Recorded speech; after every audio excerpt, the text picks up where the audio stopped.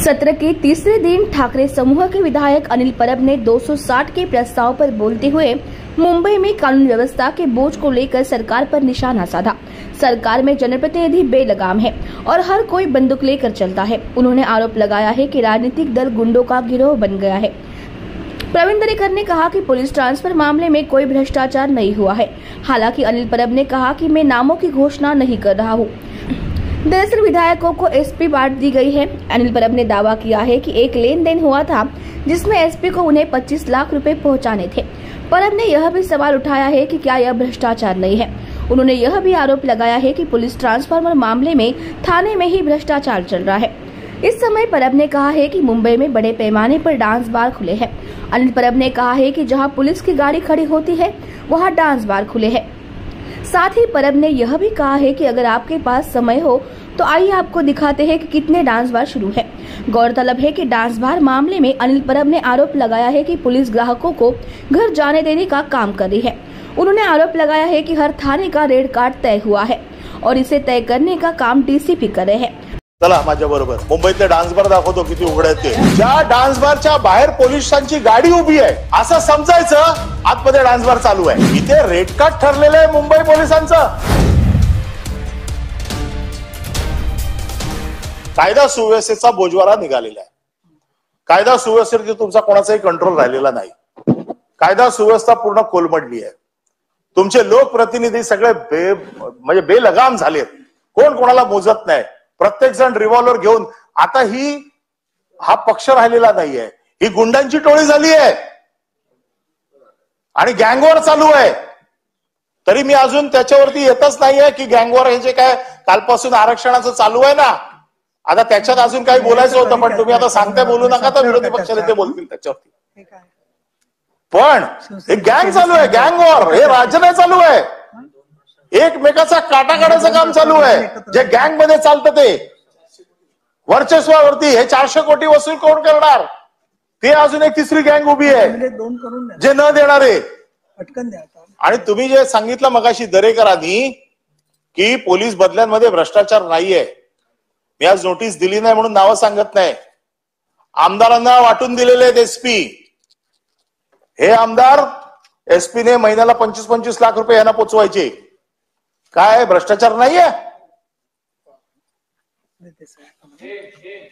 काय? नाव सांगेन मी सभागृहात पण नोटीस नाही दिली म्हणून सांगत नाही। पण बदल्यांमध्ये भ्रष्टाचार, पोलीस स्टेशन मध्ये भ्रष्टाचार सगळं चालू आहे। काय नाही चालू आहे म्हणजे दुकान नाही, हा तर मॉल उघडलाय भ्रष्टाचाराचा। आणि म्हणून मुंबईमध्ये हा एक डान्स बारचा विषय दादा तर फारच सभ्य आहेत। कोणतरी पाहिजे होता। ओ बनसोडे तुम्हाला वेळ आहे आज रात्री? चला माझ्या बरोबर मुंबईतले डान्स बार दाखवतो किती उघड आहेत ते। अरे चला ना दाखवतो ना, आम्हाला दाखवले होते मी, आम्हाला दाखवले होते। अरे पोलीस स्टेशन बघा तुम्ही नाता भाऊ, डान्स बार ज्या डान्स बारच्या बाहेर पोलिसांची गाडी उभी आहे असं समजायचं आतमध्ये डान्स बार चालू आहे। ज्याच्या बाहेर गाडी उभी आहे ना 100% डान्स चालू आहे। आणि रात्री सोडायचं काम कोण करतात?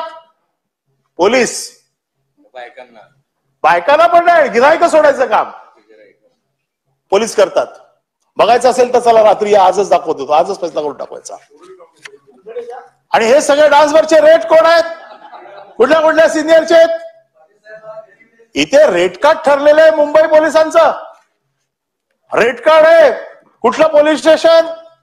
एके मार्ग पोलीस स्टेशन रेट वेगळा, कस्तुरबा रेट वेगळा, डीसीपीचे रेट ठरतायत। काय चाललंय काय? आणि कोण ठरवत हे?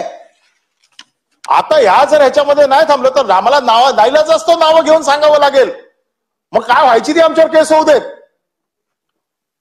भ्रष्टाचार नाही, भ्रष्टाचार नाही, भ्रष्टाचाराचं कुरण चरतायत नुसते लोक आणि काही लोक बिचारे फुकटचे बदनाम होत आहेत। हे जर महाविकास आघाडीच्या काळात झालं असतं, किती एसआयटी लावल्या आतापर्यंत तुम्ही माझ्याकडे एसआयटी किती लागल्या त्या सगळ्या एसआयटींची पुढे काय झालं? त्या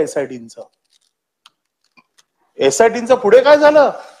तुम्ही प्रत्येक वेळेला एसआयटी लावून टाकली, त्या एसआयटीने क्लीन चिट दिली की नाही दिली, त्याने कोणाला आरोपी ठरवलं की नाही ठरवलं, एकदा सभागृहाच्या पटलावर येऊ देत ना एसआयटीचे रिपोर्ट सगळे. हे सगळे रिपोर्ट आणण्याची जबाबदारी आहे सरकारची. तुम्ही जर एकदा एसआयटी लावली तर त्या एसआयटीचं काय झालं कळायचा अधिकार नाही माझा आमदार म्हणून. आणि हे सगळं जर व्हायचं असेल तर पहिलं म्हणजे प्रशासनाला धारेवरती तुम्ही मंत्र्यांनी घेतलं पाहिजे, मुख्यमंत्र्यांनी घेतलं पाहिजे, उपमुख्यमंत्र्यांनी घेतलं पाहिजे.